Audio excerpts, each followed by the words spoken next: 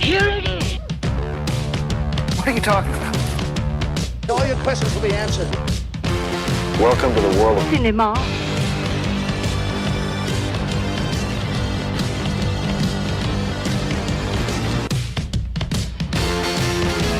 That's our tape. And now, the exciting conclusion to our two-part episode on Steven Spielberg with special guest Adam Mast. Here is That's Our Take. And I'm curious now because we talked about Robert Wise, which he was also a huge fan of, and David Lean. Do you think this is kind of a two-part question here? Who do you think was his biggest inspiration, filmmaker-wise? And do you think he has a muse? Do you think there is? Well, if there was a muse, like I would say David Lean. I feel like David Lean is probably the guy. As the story goes, they both respected each other's work quite a bit. Of course, Lean was in the twilight years of his career when, well, yeah, I guess there at Spielberg's peak, David Lean was winding down, most certainly. But I think that would probably be his strongest influence. It's hard to say though. The movie that Spielberg that made Spielberg fall in love with movies is The Greatest Show on Earth. That's the one that he DeMille. Yeah, that he talks about. Which, and if you look at yeah. DeMille's catalog, you can see influence in Spielberg stuff. It's a lot of wonder. It's a lot of grand scale stuff. Yeah, so which is also... maybe that's probably a fair assessment then too. And they touch a lot of that experience in The Fabelmans, which is a movie we haven't really touched on, which is an interesting film because not a lot of filmmakers in this world through the years get away with essentially making a biopic about themselves. Not a lot of movie makers are getting away with that. And it's a film that I want to revisit. It's a newer Spielberg film, obviously within the last 5 years. I think when it finally came around, I felt like I knew so much about Spielberg's life at that point that there were just things in it that I don't know, that didn't feel fresh to me. Maybe it just didn't grab me as much as I wanted it to. However, that movie does something so amazingly well. There's a sequence in that movie where he basically is witnessing the disintegration of his parents' marriage through the lens of a camera. Like he's picking up on their parting ways through these home movies that he's been shooting, and I'm like, that is brilliant. That whole idea,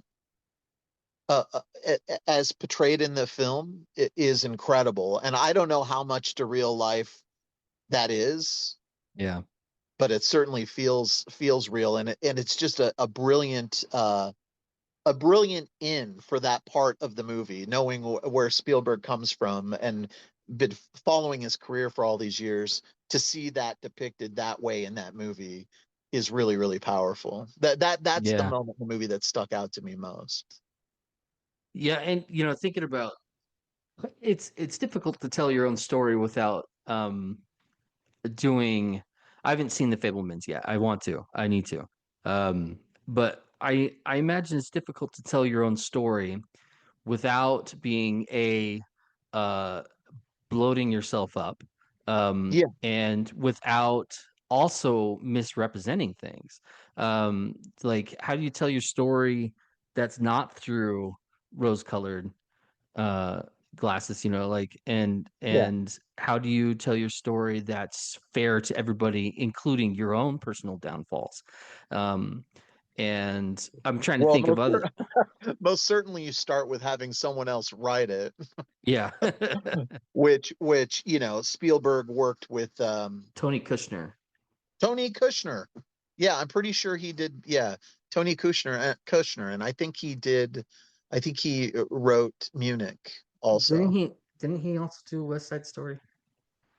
He might have. Let me look here. Yeah, he wrote let's say in Lincoln and Munich. Yeah, Okay, Lincoln.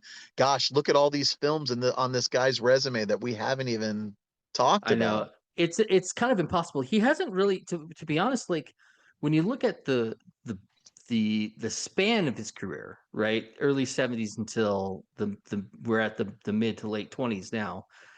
So 50 years. And Yep, he's done what, 34, 30. Well, 35? yeah, yeah. Well, I mean, we didn't touch. We only touched on Duel a little bit. That's sort of the one that's. Do you count that or no? Because that's a film that was a TV movie in the States, but it was released theatrically in the UK. And Yeah. it's so yeah, 35. I guess if you include Duel, that would if you include Duel and Twilight Zone, that would be 35. Disclosure Day would be 36. Okay. And in 50 years, I mean, that's that's impressive. I'm not saying it's not, but it's just like there are definitely other filmmakers who churn out more, um, but maybe not. Now I'm so used to thinking of classic filmmakers, like the 30s and 40s where they were like doing two or three movies a year. Um, but he's done this. It's a good catalog of Yeah. 30 movies, and it's just impossible to try and hit them all and give them all their just due. Um, Goodness, and we didn't even talk about Catch Me If You Can, another great one. yeah, yeah. And Oh, these by the and way, these sorry, going off on a little tangent too. You just said something interesting. You mentioned some filmmakers churning out a couple of movies in a year, which is something in the old days we'd see a lot of that, right? With right, some of the right. classic films where you get two or three films from a pivotal filmmaker in a calendar year. And Spielberg has done that a handful of times in such impressive fashion. Yeah, None bigger than 1993 when he puts Jurassic Park out in the summer and then Schindler's List in during Christmas. yeah. And he did it with Last Crusade and Always came out in the same calendar year. Amistad and Lost World. Lost World. Uh, Let's see. I think Munich and War of the Worlds were the same year. Oh, good heck. Warhorse and Adventures of Tintin were the same weekend. They came out the same week. So, yeah, it's the twofer, as we like to call them. It's staggering that this guy who's three of his 70s films were wildly over budget and over schedule, and now he does these films that he puts them out in the same year, and they're quality films. They don't feel rushed. Not at all. Yeah, No, I not at mean, all. again, Jurassic Park and Schindler's List, like, are you kidding me? Those are, I don't even understand it. It blows my mind. Like the scale of each is already so impressive, that it seems like okay, well, that's enough to occupy your time for a while, right? And to do both, um, with so close to each, I don't know how he did it. I don't know how filmmakers can do such differing stories, Yeah, they're at so the same wildly time. different. They're Yeah. so incredibly different. Not just not just the stories, but the aesthetic. I mean, Jurassic Park is this classically filmed big scale blockbuster with Blockbuster, visual yeah. effects and all this stuff. Schindler's List is this has scope, but it's also very intimate and it's shot like Hmm. a documentary, a lot of handheld. It's black and white. You feel like you're there. And by the way, this hasn't come up in our conversation really, but if I had to pick my favorite Spielberg film, it would be Schindler's List. It's obviously not the movie that I'm gonna watch all the time. But in terms Right. of its greatness and its transportive nature and it's so far removed from most of the movies I think about when I'm thinking about Steven Spielberg. You know, E.T., Raiders, and Jaws are the three big ones, but it's just such an unforgettable experience for me. And I know it's a film too that has its detractors, people who feel that it's you know, manipulative, be it the little girl in the red dress or what have you. Okay. But I mean, let's call it what it is. I mean, movies are manipulation. That's what they are. That's Right. what films do. Like, so I just that particular argument. I know we all have our likes and dislikes, but to call it manipulative and use that in a derogatory term, I don't understand that. It's just art in general. Yeah. Um, art in general is to show you what the artist is wanting to get across. Um, and so you're right to to call it out for its very purpose and reason in a way that seems negative is really a dumb argument. It's pretty stupid. Um, Yeah. and I'm with you with Schindler's List because it showed he had already done, Color Purple and Empire of the Sun, and he had shown that he had these real dramatic chops for sure. Um, but there's a new skill. It's like he tapped into with Schindler's List, um, and he had done something that um, wasn't being done at the time, and I don't know how to explain it, except for to say that it's for me it's a one and done kind of movie. I saw it the once, it impacted me. The only time I ever plan on watching it again is if I want to show it to somebody else, because it is such an impressive film. And it's a I hard one. it is a difficult watch, Yeah. and I but that does not mean I don't appreciate and I don't just absolutely love what he did with it. And I don't know how to explain the new level he reached as a filmmaker with that movie. I'm not necessarily saying it's better than anything else he did. It's just I can't believe he was able to tap into this other realm of storytelling that To capture that. Yeah. yeah, and then Well, like you said, to know that he was doing this the same time he was telling this dinosaur story. It's yeah, just like doing a cutting, doing post and stuff on Jurassic while he's in Auschwitz. Like he's in Poland shooting this movie, which had I've heard many, many stories of what an emotionally devastating toll oh this took yeah.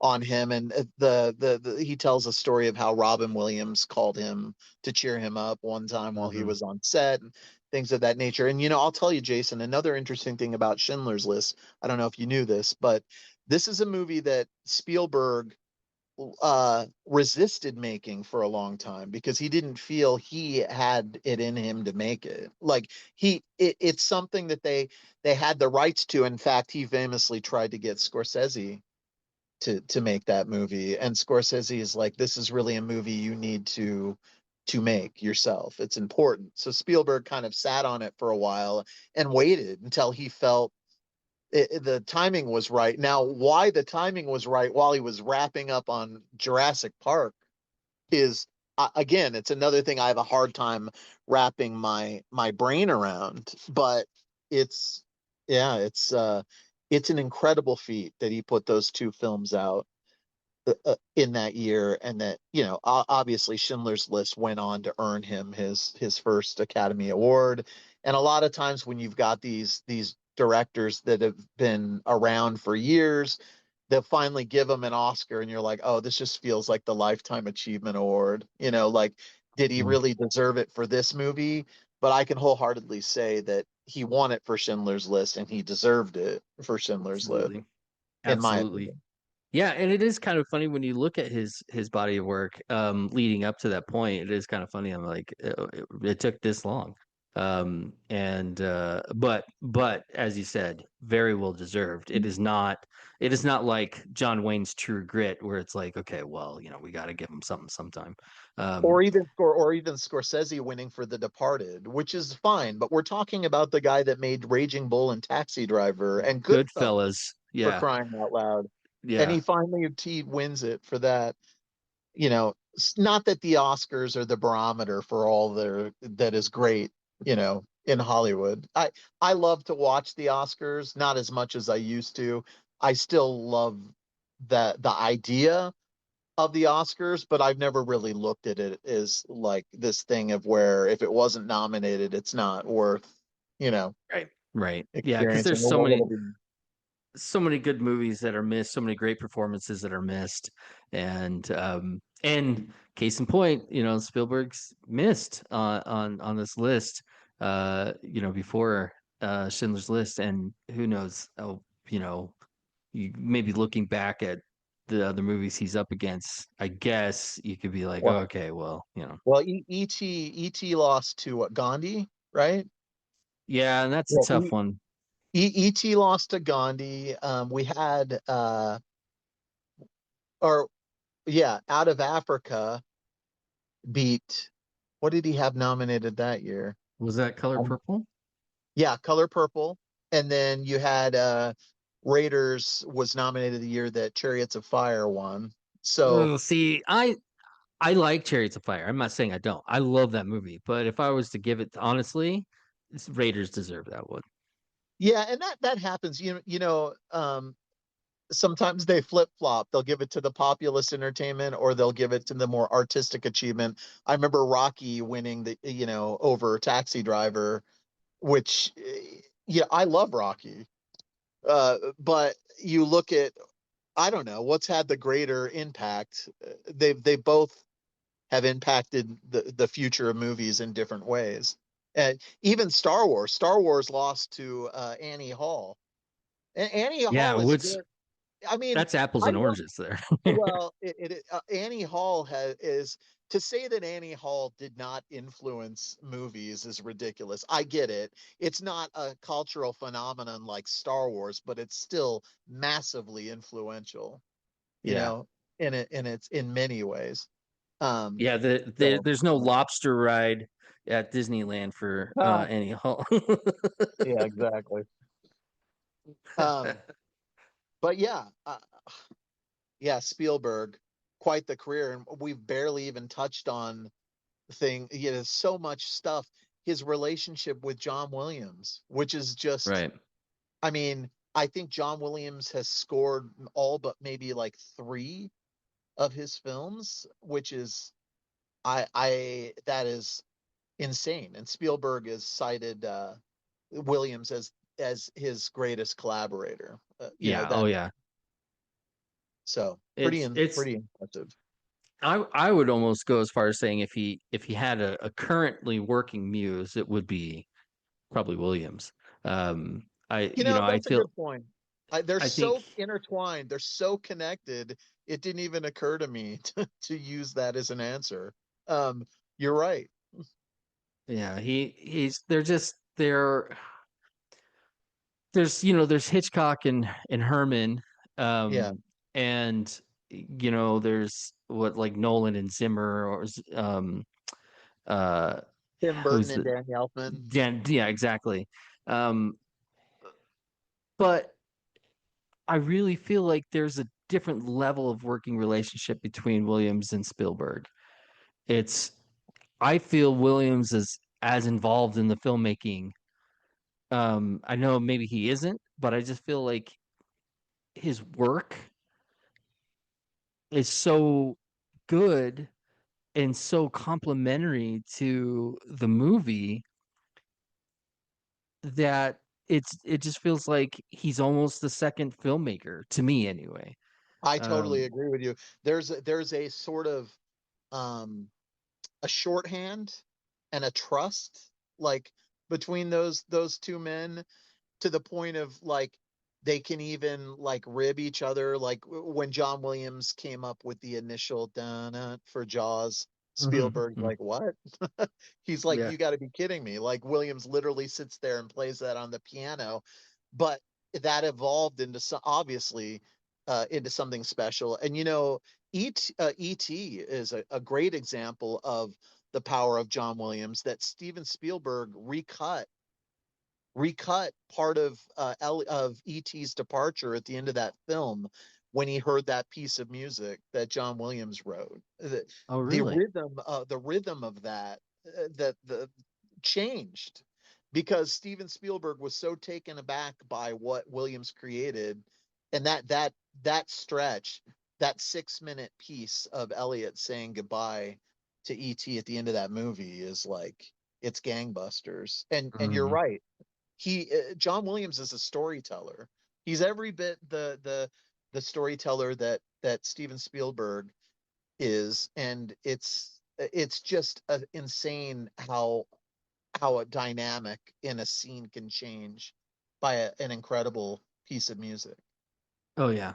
Yeah, and knowing absolutely. when to not put it in there Mhm. also. Yeah. But yeah, an incredible relationship, one for the ages. We'll never see anything like that again. I don't believe. We keep saying this. We haven't touched on everything. And like I said, there's just no way to touch on everything in such a short amount of time, especially. But um how do you feel about his career in this sense? I think we kind of answered it a little bit, but do you do you feel he's had a peak? And how do you feel he's grown as a filmmaker? This is a tricky question because I talk to my friends that are fans all the time. Um, how does an artist stay relevant? How do they keep reinventing themselves? Do they stay hungry and keep bringing that sort of creative drive? You know, and it's so interesting to talk about because Spielberg has been famous and celebrated for so long. How can he possibly just keep churning them out? Right. Hmm. Hmm. And I don't even know how to really answer this question of like, when did he peak? Is his best work behind him? And I have this debate with friends, and we talk about how, there's this a whole flurry of fans who feel like there's a period in Spielberg's career where he forgot how to end a movie. Like there's a whole sort of I kind of get what they're saying, but there's this collection of Spielberg films where, um, you know, this just doesn't feel right. How it's not sticking the landing. Like I'll give you an example, and it's Like the one that I early 2000s. yeah, Minority Report's a prime example. That Yeah. it's really a beautifully executed movie, but the very end, the way they try to tie everything up, it happens very quick. Like the precogs are like all living in a cabin somewhere, you know, a- and Cruz, of course, is they take the halo off, and he ends up making it through. And I think, doesn't he? They end up having a child, or his wife's pregnant at the end. Everything Yes. seems to be kind of like tied up, and it feels weird. It doesn't feel like the rest of the movie has led to that particular point, if that makes any sense. Uh-huh. But Yeah. then Yeah. It but totally does. but then at the same time, I look at a movie like Catch Me If You Can. I'm like, Catch Me If You Can has a perfect ending. Like, you've got what's the Tom Hanks, is it Hanratty, is that his name? The end of the film, Tom Hanks tells DiCaprio, Abagnale, he tells him, look, you know I'm not going to tell you what to do here, because he's Right. Abagnale's dressed up as a pilot, and he's going to go back into that con life. And he's like basically telling him, but I really want to see you at the office tomorrow or whatever. And the movie, of course, ends with Hank sitting there, and Abagnale comes in there, and it's just this great father son Hmm. ending to this movie, and I think it's a perfect ending. um so yeah, I don't know how to answer that question. It's hard for me, because if I look at the full spectrum of the work that he's done through the years, and I start piecing together what my favorites are, yeah, they're going to be in the first half of his career. You know what I mean? My favorites. But this is not to discredit the outpour of stuff that he did later. There's still a lot of quality stuff in there. And I think it's going to be hard for any artist to measure up to what they were doing in the beginning, because when they were in the beginning, the hunger was different. You know what I'm Hmm. saying?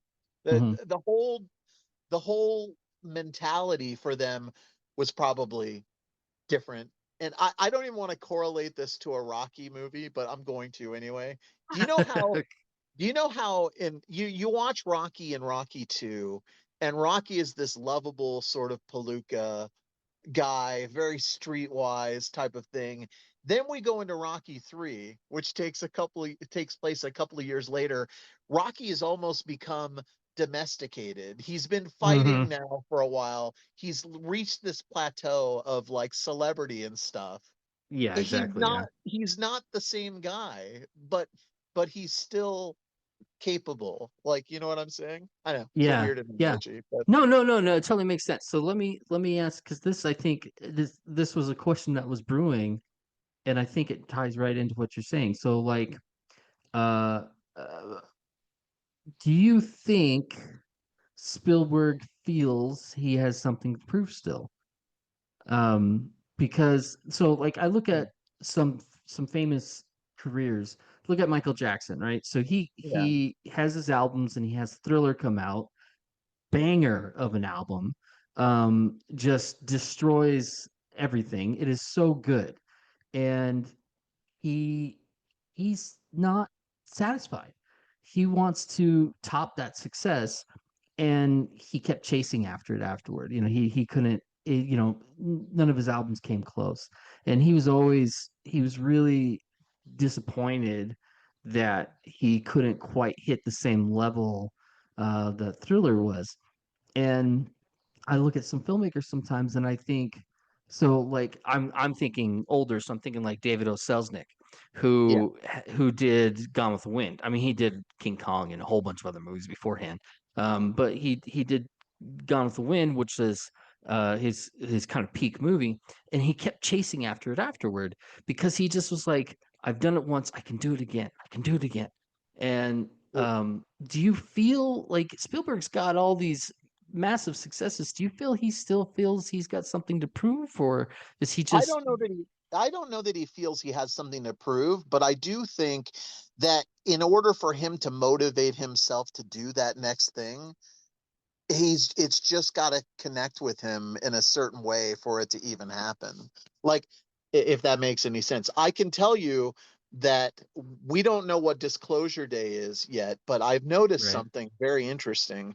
He's been on the press campaign for this movie like I've not seen him do in many years. Like I'm Yeah, seeing him doing TikTok interviews. All the major press outlets. He is like all over the place, and it makes he's you coming wonder. on our Like, show soon. yeah, there you go. Let's get him on there. And he's so like it, it's amazing to watch not just him in these interviews, but the people that are interviewing him. I do liken it to the what it would be like if he did call right now and you and I were talking to him, because we're admirers and we're fans at the same time. And Mhm. to watch Spielberg navigate that with real humility, I love it. It's been, for me personally, as such a huge fan. He's been a part of my life as long as I can remember. That thing that happens between an audience member and the artist, that relationship is not talked about enough. I don't feel like Mhm. there's a reason that we love certain filmmakers, and I think the greats, many of the greats appreciate that. Like, and watching Spielberg interact with these interviewers is something special. But anyway, he's talking about Disclosure Day, like in a way that's really, really cool. Like, he's like, this is like, it's more than him just saying he's proud of the movie. There's a sincerity to him when he says it. I don't feel like it's just necessarily him selling the movie because Universal's worried that it's not going to live up to the hype, or even me myself. I've told you multiple times that I've not been particularly overwhelmed by the marketing on this movie. Like, some of the Mhm. things that I've been seeing, I know they're just trailers, and you're always taking things out of context. But I haven't really been feeling it. It's not been getting me like I wanted to. But at the same time, I'm on board because it's Steven Spielberg. Right. You know what I'm saying? Yeah. So anyway, I don't know that I don't think that Spielberg feels he has anything left to prove, but I do imagine that because he's been doing it so long and he wants to keep that sort of creative fire going, he really has to find that thing that's sparking whatever current project it might be to get it to that point. But this is why when you told me you were going to do the Spielberg show, I was really excited. This is why I wanted to talk to you about it, because I've always been fascinated by careers of our favorite filmmakers. Like with you, it's Hitch, and you look at that guy's career, how he constantly reinvented himself, and it bothers you that he's known as the horror guy because there's so much more going on there. It's like, oh, it's the guy that made Psycho and The Birds, Yeah. or whatever. Um, so it's so intriguing to figure that out. What goes through a storyteller's head, somebody that's astronomically celebrated like that? How do they keep doing it? Are they even thinking, how do I stay relevant? Or is that the farthest thing from their brain when they pick a Right. project? You know, Right. I don't know. Like, I don't know.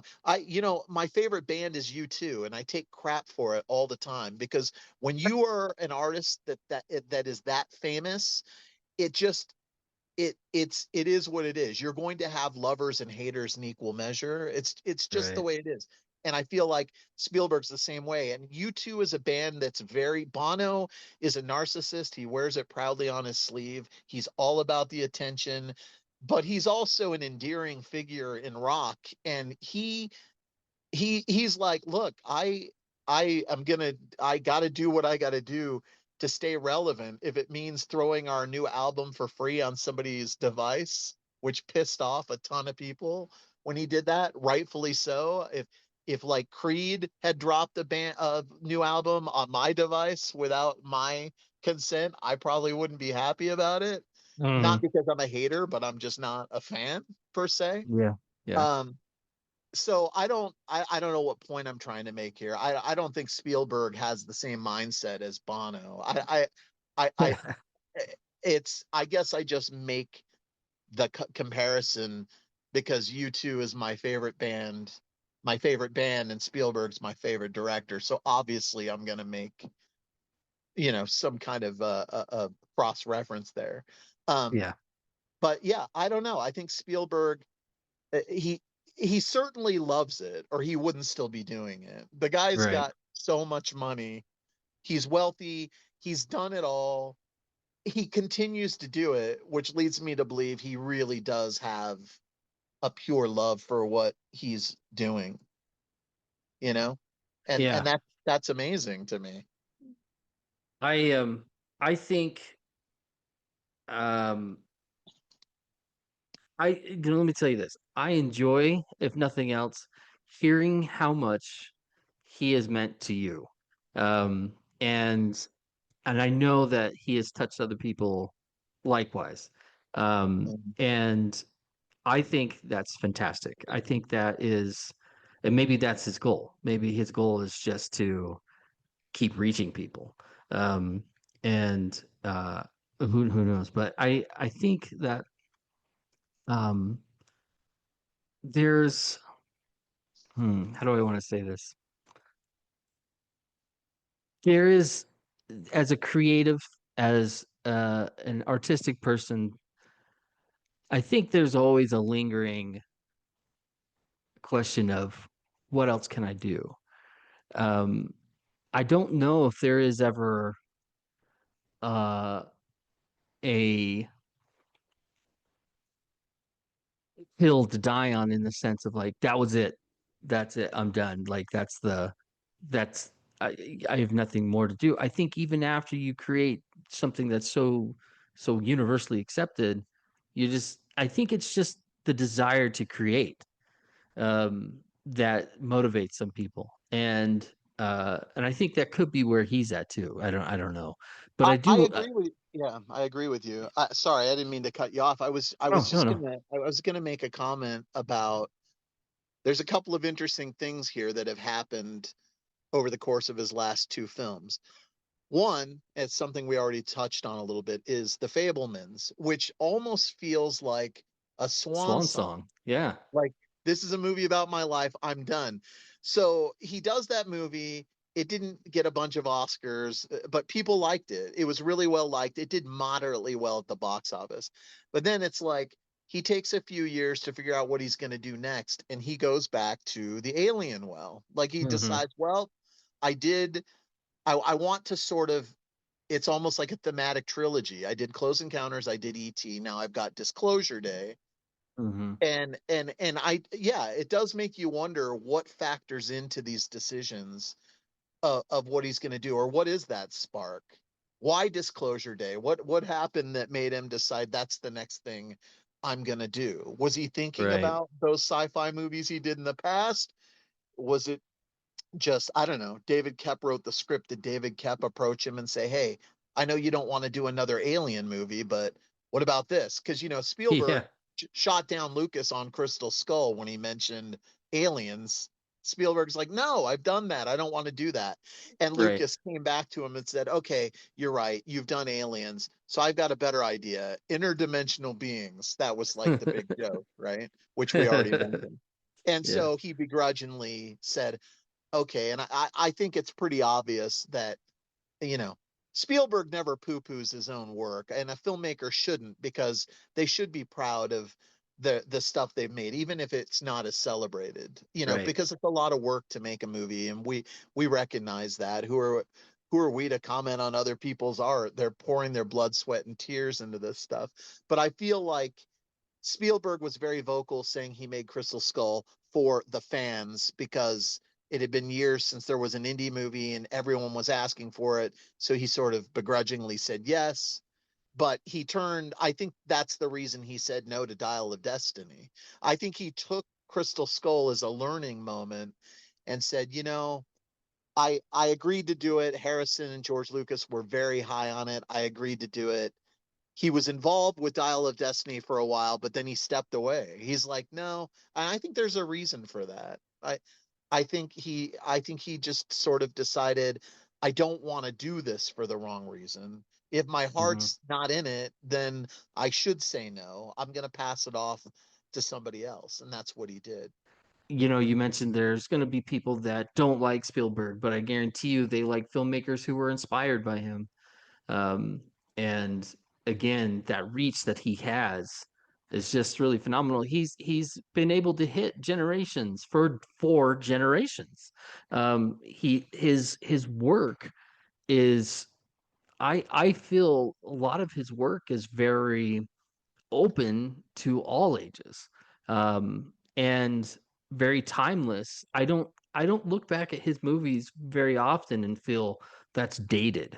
Um, his stuff is just so relevant at any point.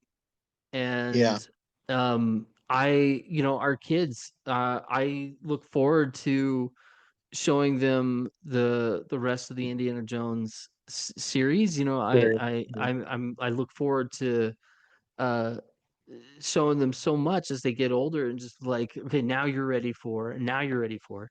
And I'm so excited to be able to share his work. Um, and I think we're kind of coming to an end here, but there is a question I want to ask.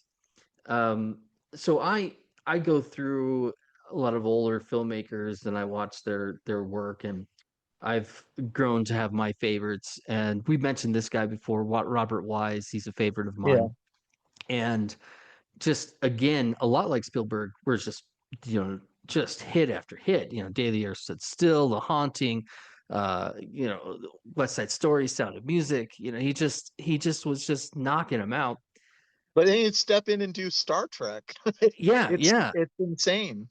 And then you get to his later films, and I'm not there yet. I haven't Yeah. I don't think I've gotten past the Star Trek motion picture in his later films yet, because I'm a little afraid. And this leads me to my question. There's that phrase, burning out and fading away. Yeah. We don't want to see Spielberg's, career come to an end. At some point it's going to. Yeah. How, as a fan, are you hoping he goes out? That's another good question. I'll tell you, Clint Eastwood has been all over the news this week for officially having retired. Mm, He's what, 96? I think he's yeah, 96. yeah. And he finally stepped away. I think Spielberg, I think it is so baked into his DNA. I really do think this guy is going to be making films until he physically can't do it anymore. Hmm. It's not for me to say whether or not he should step away. I mean, I feel in my heart, no. Like I look at what Quentin Tarantino's doing, that he says he'll make 10 movies and that's it because he doesn't want to stay past his prime. And I'm like, I love Quentin Tarantino, but that's feels like such a non-artist thing to Mm, say.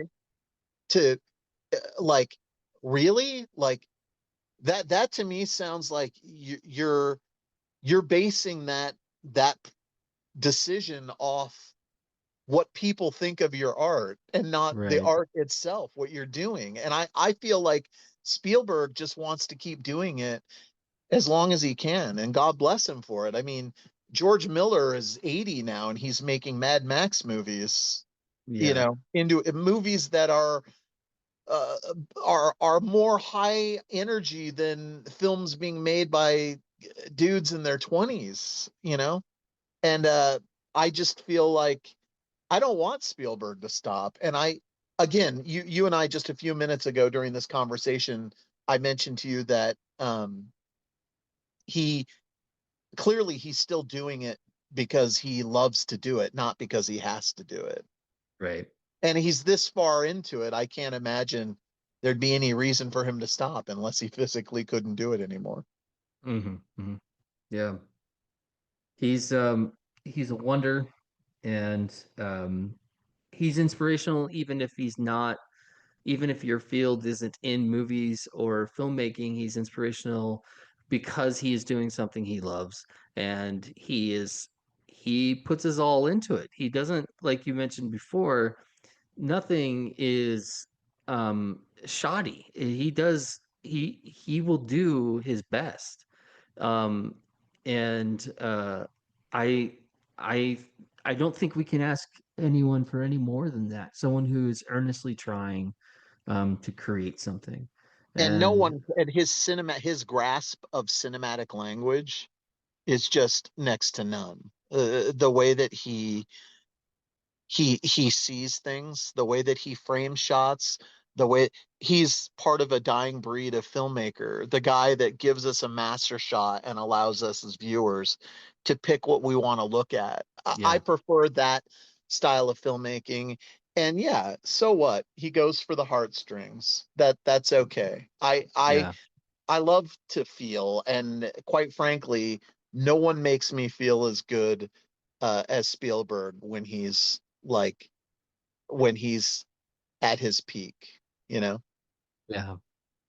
Well, thank you so very much for your time, and for offering your incredible insight on this filmmaker. And we looking forward to Disclosure Day, of course, and We'll have to do anything a else that. follow-up show Yeah, exactly. Yeah, and we'll see be and like, see be what like. happens. By the way, that was the worst movie I've ever seen. No, just kidding. Oh, good Lord, Um, I hope not. but yeah, we're looking forward to seeing whatever he's got coming out, and whenever his hands in it, even if he's not directing it himself, his touch is usually over anything that he's involved in, and it's just a phenomenal filmmaker. And again, thank you so very much for taking the time to talk with us about him, and go have fun with his next movie. I will, and And thanks for having me, Mr. Jackson. And I always love a good, insightful, passionate podcast. We can never have too many of those. It's fun to just kind of talk about what you love and share that with other people. that's the thing that I enjoy so much about movies and art in general, honestly, is that it brings people of all walks together, and it creates a community within itself, of people who understand things, and even if they don't quite understand it the exact same way, there's a discussion that's brought up. There's a relationship that's brought up of like, oh wow, I didn't get that, but I see what your point is. And people like Spielberg really keep that going. And we're so grateful to talk about him and talk about other filmmakers and other movies in that matter, to just bring a community together. And we need that. We need that division to be gone somewhere, and hopefully these conversations will help bring people together. I Well, know and with it's guys like Spielberg continuing to do what he does, I think it's safe to say that, theatrical may be hurting a little bit, but I don't think it will ever go away because of what we're talking about and because yeah. of guys like Spielberg. And yeah, I totally agree with you. Yeah. Well, again, thank you so very much. On behalf of Laura, who had to skip out for a little bit, this is Jason, and that's our take.